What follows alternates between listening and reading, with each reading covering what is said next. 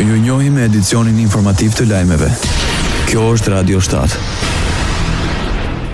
Vllazëria Ungjillore e Shqipërisë paralajmëron se po ndjek me vëmendje zhvillimet e fundit mbi ideologjinë gjinore dhe mbi terapinë që pritet të lejohet pranë qendrës spitalore universitare Nën Tereza.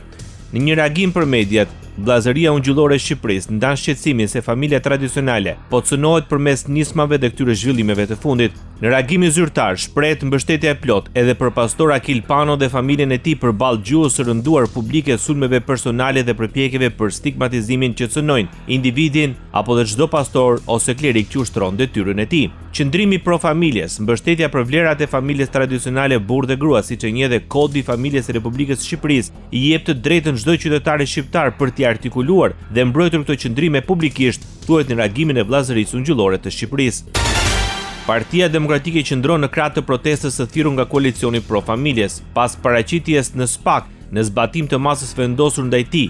Për detyrim paraqitje përdosim partizanin, Sali Berisha denoncoi udhëzimin e Ministrisë së Shëndetësisë dhe Mirëqenies Sociale në lidhje me persona transgjinor për të lejuar terapinë për ndryshimin e gjinisë tek 14 vjeçare. Kryetari i Partisë Demokratike theksoi se terapia për ndryshimin e gjinisë tek fëmijët është një akt i shëmtuar dhe se vendime të tilla duhet të merren vetëm në moshë madhore.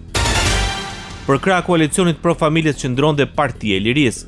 Zëvendës presidenti Ajrisa Xhixha në deklaratë për mediat përpara Ministrisë së Shëndetësisë dhe Mbrojtjes Sociale, tha se denoncon vendimin e kësaj ministrie që prek drejt për drejt fëmijët dhe familjet shqiptare, një vendim të marrë pa transparencë, pa debat publik dhe pa një konsultim serioz me prindrit, ekspertët dhe shoqërinë. Sipas saj, në vende të ndryshme europiane, politikat e ngjashme janë rishikuar për shkak të shqetësimeve mbi pasojat afatgjata. Xhixha shtoi se si antare e Komisionit të Shëndetësisë do të kërkojë me urgjencë një dëgjes me Ministrin e Shëndetësisë për të dhënë llogari dhe sqaruar çdo detaj të këtij urdhri. 1 në 10 familje shqiptare me fëmijë mbështetet tek një prindër i vetëm, ndërsa në shumicën dërmuese të rasteve përgjegjësia për rritjen e fëmijëve bie mbi nënat. Të dhënat e Instat analizuara në rastin e ditës ndërkombëtare të fëmijëve tregojnë se familjet me një prind përbëjnë një pjesë të rëndësishme të realitetit social në vend. Sipas të dhënave të censusit, prindërit e vetëm me fëmijë përbënin 10.3% të bërthamave familjare në Shqipëri. Ndërkohë, bërthamat familjare më të zakonshme vijojnë të jenë çiftet e martuara ose bashkëjetues me fëmijë, të cilët përfaqësojnë 52.2% të totalit, ndjekur nga çiftet pa fëmijë me 37.5%. Statistika tregojnë gjithashtu se në vend ka mbi 60.000 nëna të vetme dhe rreth 12.000 baballar të vetëm. Pesha e lartë e familjeve me një prind është regjistruar në Estoni, ku përbëjnë 40.6% të familjeve me fëmijë. Pastaj rënditen Lituania dhe Letonia. Radio 7, zëri pozitiv i qytetit.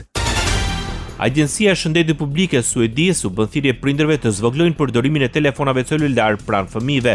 Ajo citon prova në rritje se zakonet e të rriturve para ekranit mund të ndikojnë negativisht në shëndetin dhe zhvillimin e fëmijëve.